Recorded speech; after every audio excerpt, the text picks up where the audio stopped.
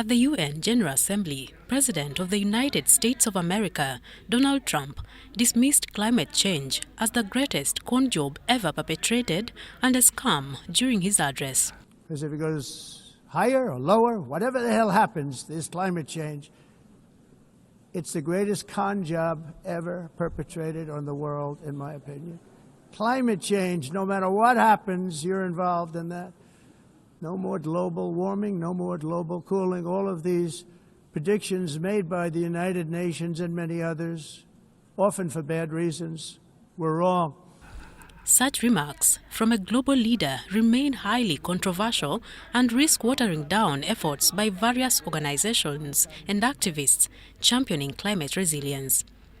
They condemned the comments and called for more global support to strengthen the fight against climate change. More and more politicians are doing work for mitigating all of this, but I know there's still some people that are skeptical or that are going against this, but they should just look at reality and look how the reality is and people moving because of disasters. Even in the US, there's been a lot of cyclones. In Italy, there's been a lot of floodings.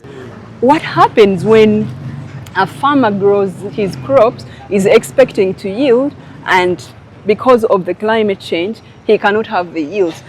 Maybe the floods come or maybe it has not rained, his crops cannot grow. So climate change is actually more real than people think.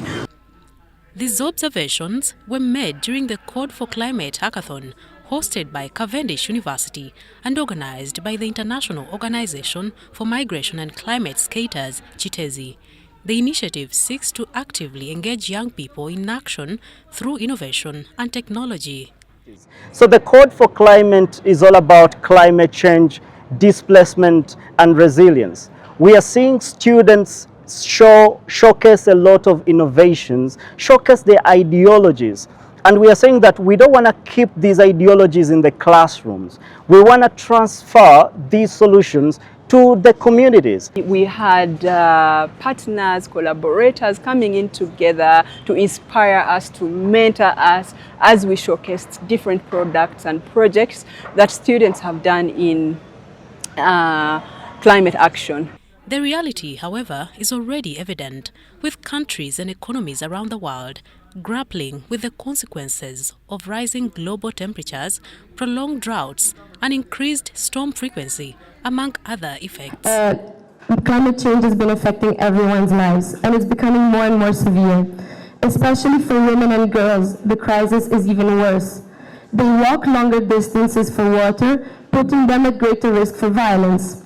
This crisis, it is not just about water. It impacts health, food security, livelihood, as my colleague said, and even peace.